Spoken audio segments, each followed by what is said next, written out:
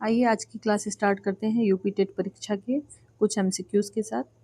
आज की क्लास में हम पढ़ेंगे वर्णमाला और संधि से रिलेटेड क्वेश्चंस। ठीक है। इससे मैंने मिलती जुलती एक क्लास और बनाई है जिसमें संज्ञा और सर्वनाम के बारे में भी बताया है। आप उस वीडियो को ज़रूर देखिएगा, मैं रिलेटेड वीडियो में डाल दूँगी। ऐसे ही डेली मेरी कोशिश यही रहेगी कि मैं 10 क्वेश्चन 20 क्वेश्चन को आपको डेली बेसिस पे रिवीजन कराती रहूँ जब तक आपके एग्ज़ाम नहीं हो जाते हैं, जिससे आपको एग्ज़ाम में कुछ मदद मिल सके। ठीक है, चलिए देर नहीं करते हैं, चलते हैं क्वेश्चंस की तरफ। लेकिन आपने अगर चैनल को सब्सक्राइब नहीं किया है तो आप चैनल को सब्सक्राइब और लाइक करना ज़रूर ना भूलें। ठीक है, आप ज़रूर से कर दें उसको। चलिए हम बात करेंगे वर्णमाला पे। पहला सवाल है, हिंदी वर्णमाला में मूल स्वर कितने हैं? पहला क्वेश्चन आंसर आपका 11, 10, 13 और 4। आंसर है आपका 11। हिंदी वर्णमाला में मूल स्वर आपके 11 हैं। सेकंड क्वेश्चन है, क ख ग घ अंग का उच्चारण स्थान क्या है? क्वेश्चन को आप कोई भी क्वेश्चन पढ़िए ना, उसको 2 बार कम से कम पढ़ा करिए, आपको क्वेश्चंस में ही जवाब मिल जाएंगे। ठीक है, देखिए इसका जवाब आपका तालु है, कंठ है, मूर्धा है और दंत है। तो क ख ग घ अंग ये आप एक बार बोल के देखिए, ये इसका आपका जो उच्चारण है, उच्चारण मतलब होता है बोलना। ठीक है, आप जिस हिसाब से इसको पढ़ते हैं, ठीक है, वो देखिए कि तालु से आप बोल रहे हैं कि कंठ से बोल रहे हैं कि मूर्धा से बोल रहे हैं कि दंत से बोल रहे हैं। दंत मतलब कोई वर्ड अगर आप बोल रहे हैं तो वो आपके दांत से भी आपका उसमें यूज में आ रहा है।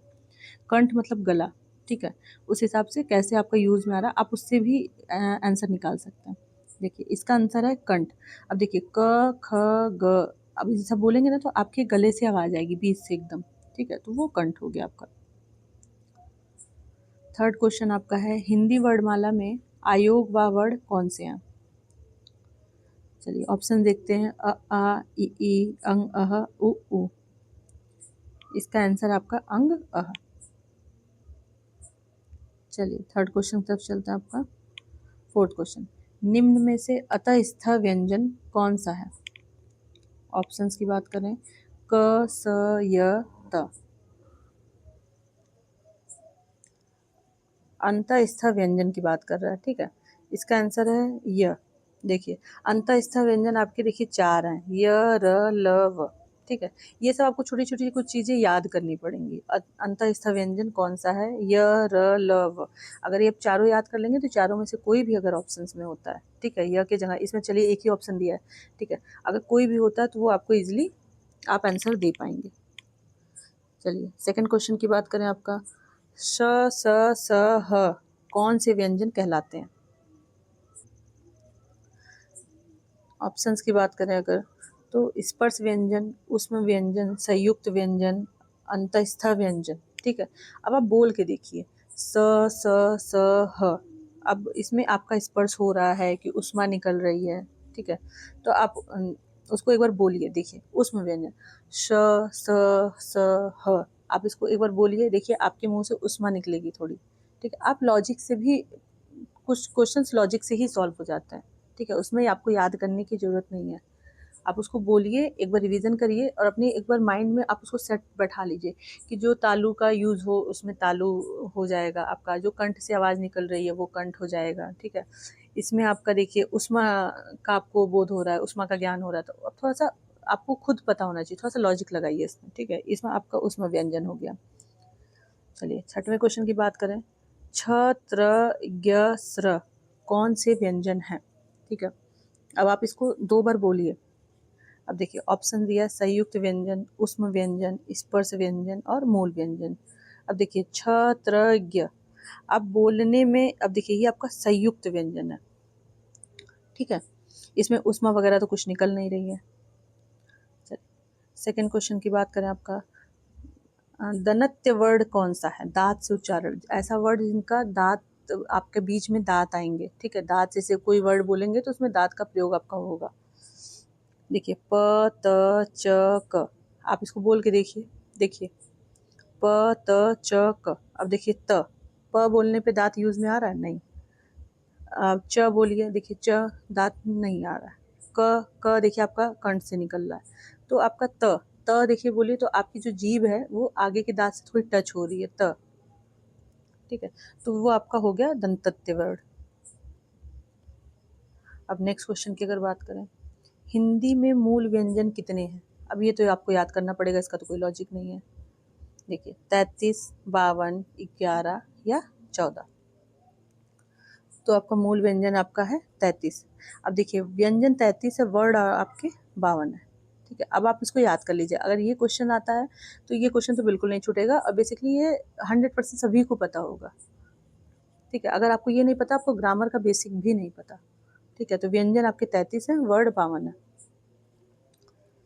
चलिए 9th क्वेश्चन की बात करें, ऋषि स्वर का उच्चारण स्थान क्या है? अब आप ऋषि को 1 बार 2 बार 3 बार बोलिए। अब देखिए कंठ से आ रहा है कि तालु से आ रहा है कि मूर्धा से आ रहा है कि ओष्ठ से आ रहा है? अब ऋषि, अब देखिए ऋषि आपका मूर्धा है, ठीक है, ऋषि स्वर का उच्चारण स्थान आपका मूर्धा है। 10th की बात, क्वेश्चन की बात करें, निम्न में से कौन सा वर्ड घोष है?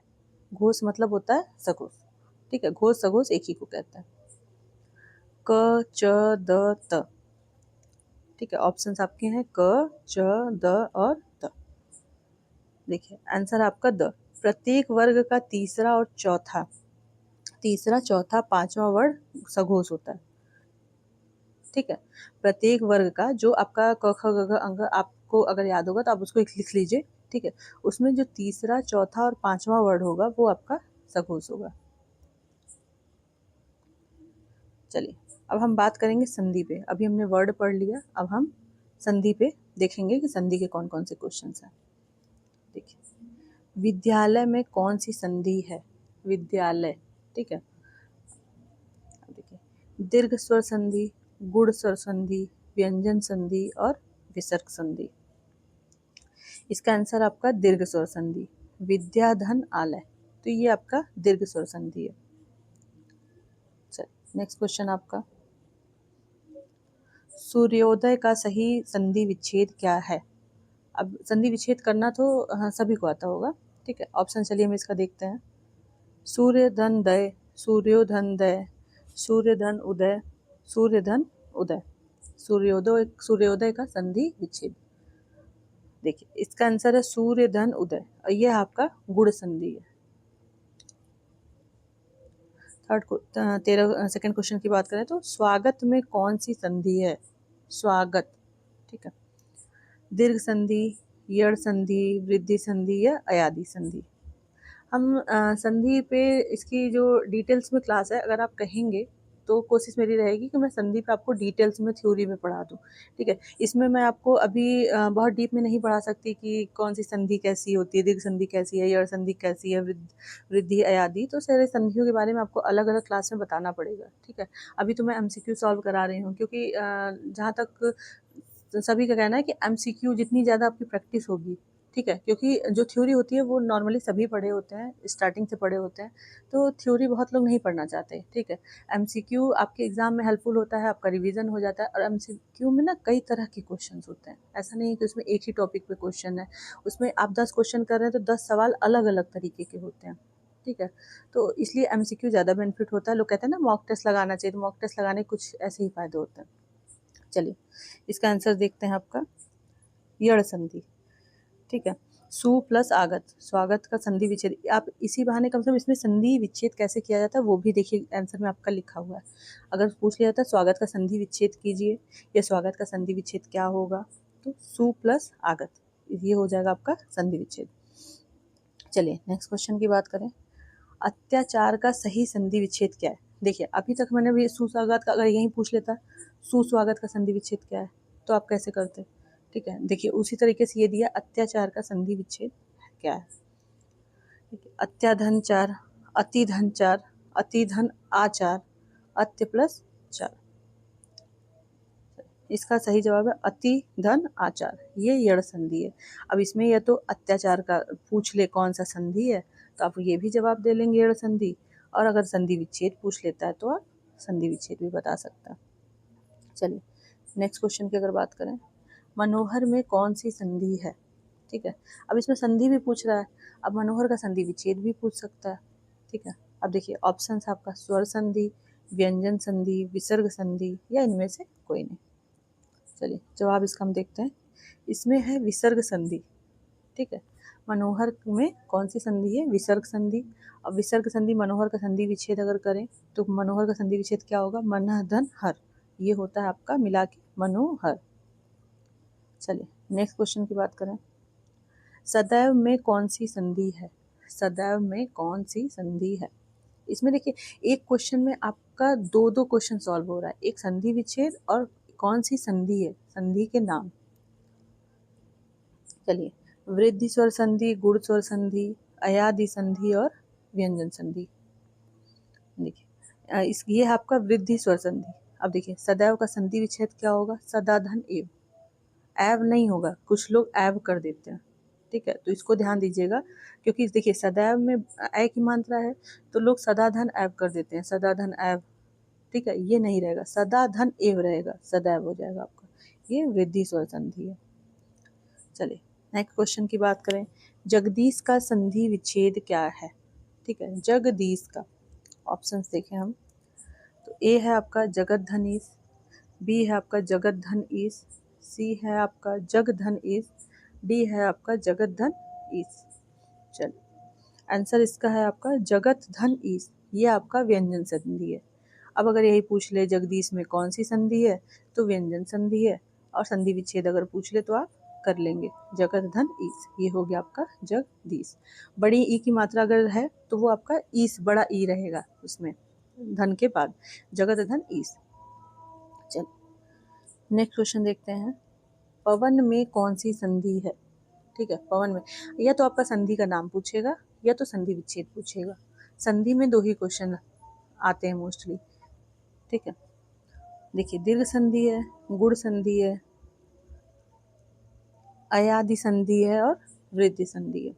तो पवन में कौन सी संधि है? अब देखिए पवन में अयादि संधि है। अब पवन का संधि विच्छेद देखिए होता है पो धन अन। ठीक है, ये हो गया पवन। अब पवन का नॉर्मली ऑप्शंस में होगा प धन अवन, प धन वन। ठीक है, तो नॉर्मल लोग वही लगाते हैं, पो धन अन, ये रियल केस में ही लोग लगाते हैं जो ढंग से अच्छे से पढ़े होंगे। ठीक है, क्योंकि ये देखिए थोड़ा सा डिफर होता है, लोग तुक्का लगाते हैं।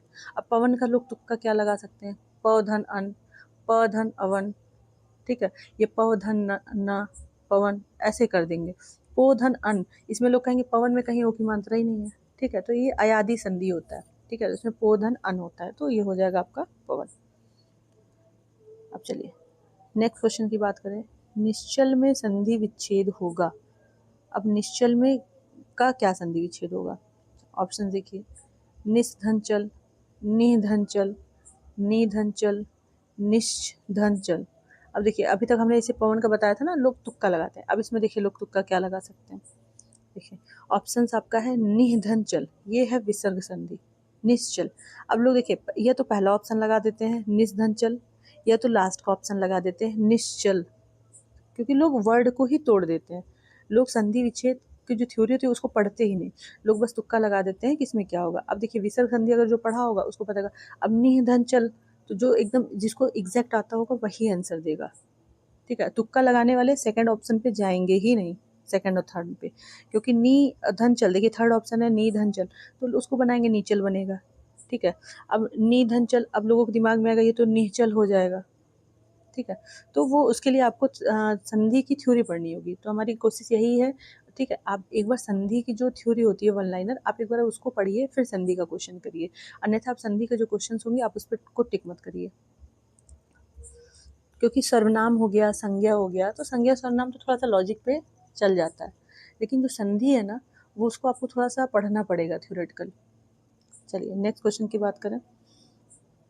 उच्चारण में कौन सी संधि है? ठीक है, उच्चारण, विसर्ग संधि, व्यंजन संधि, यड़ संधि या गुण संधि। अब उच्चारण में कौन सी संधि है? अभी तक आपने चैनल को सब्सक्राइब नहीं किया तो आप सब्सक्राइब कर दीजिए, जिससे नेक्स्ट वीडियो का नोटिफिकेशन आपके पास जाते रहे। ठीक है, चैनल और क्लास को लाइक ज़रूर करिएगा। कोई कन्फ्यूज़न है तो आप एक बार कमेंट में कमेंट करिएगा, हम उसका जवाब देने का प्रयास करेंगे। इसका आंसर है आपका व्यंजन संधि, उत्धन चारण। ठीक है, उच्चारण। चलिए क्लास अच्छी लगी हो तो लाइक करिएगा, कमेंट करिएगा, शेयर और सब्सक्राइब ज़रूर करिएगा। मिलते हैं ऐसे ही नेक्स्ट वीडियो में कुछ अच्छे क्वेश्चंस के साथ। Thank you.